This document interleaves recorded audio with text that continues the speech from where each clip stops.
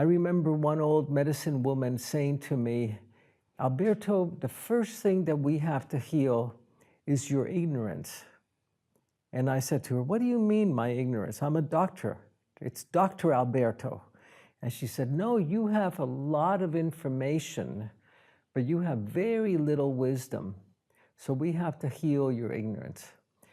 Later, I understood that the shamans of the Amazon and around the world, because I eventually studied the shamans in Africa, the shamans in Indonesia, in the jungles of the Caribbean, in Brazil, and in the Andean highlands of Peru. And I understood that for the shaman, there's a difference between information and wisdom. That information is being able to tell that water is H2O. But wisdom is being able to make it rain. There's nothing worse than thinking you're lost when you're actually in the middle of finding yourself. I'm going to say that again. There's nothing worse than thinking you're lost because you don't recognize the symptoms that you're actually finding yourself.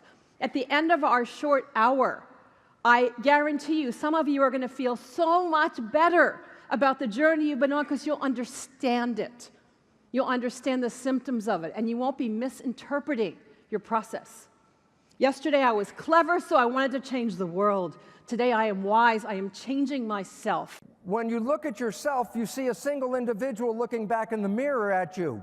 I look at me and say, oh yeah, the single human by the name of Bruce looking back. And I go, big mistake of perception. Why? Here's the truth. You are not a single entity. You are comprised of 50 trillion cells. The cells are the living entity. You, by absolute definition, are a community of cells, with the cells being the individual elements of life. So all of a sudden, when you look at your human body, it's not a single thing, it's a giant community of cells. So here's the joke. You are skin-covered petri dishes. You've got 50 trillion cells under here. Why is it relevant? Whether it's a plastic dish or a skin dish, move it to a bad environment, the cells will get sick. Move it back into a good environment, the cells will get well. We have to use what we cannot yet see about ourselves, but we know to be true. It is irrelevant that you cannot yet see your senses. It is irrelevant that you cannot yet see the power of your soul in action. It is irrelevant that you can't really understand how you exist in this landscape of energy. It is irrelevant that you do not get that when you close your eyes and say, help that person, bless that person, that grace actually is transmitted to that person, and that's how prayer works at a distance. That there is no distance in the energy world. The Essenes tell us in their writings, they say that we live in bodies that can heal themselves. Imagine that. They say we live in bodies that can heal themselves. I'm just going to tell you right now, in the last 5 years, peer-reviewed medical science has now documented that every organ in your body, in fact, has the ability, the tissue, the cells have the ability to heal themselves. Even organs and tissue we were told could not. Spinal cord tissue, heart tissue, brain tissue, pancreatic tissue. They could all heal. So knowing that, what the Essenes said next makes a lot of sense to me. They said, we live in bodies that can live on this earth multiple centuries, multi-century bodies. Why would you be with somebody you can't trust? But the issue is, do you trust yourself to pick the person you want to be with? That's the issue.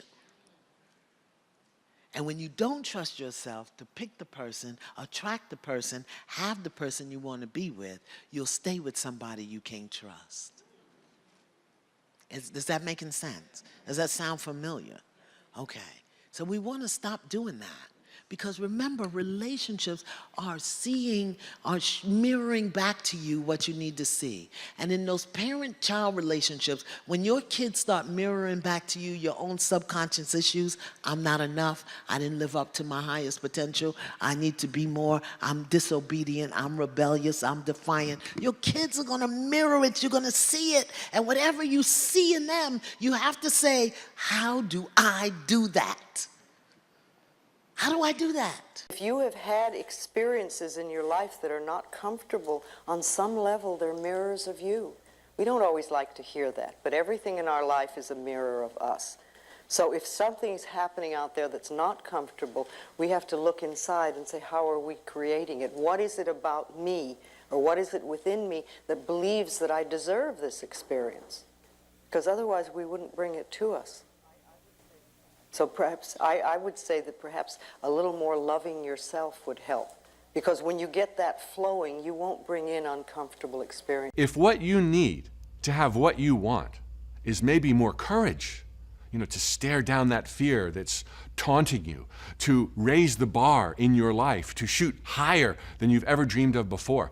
Maybe what you need is more creativity that's perhaps never been demonstrated in your entire life. You didn't even know you had a creative cell in your body.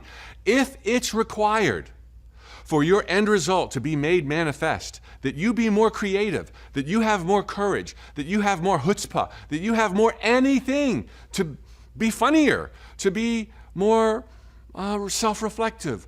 If it's required, tangible or intangible, it will be pressed to you. That's the magic that we live in this holographic, illusionary world where our thoughts become things, not spontaneously.